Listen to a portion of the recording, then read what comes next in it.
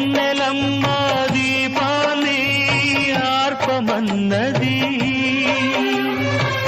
మల్లెలమ్మ పరదాలు మూయమన్నది,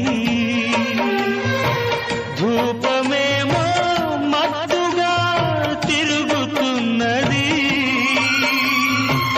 దీపమేమో విరగబడి నవ్వుతున్నది.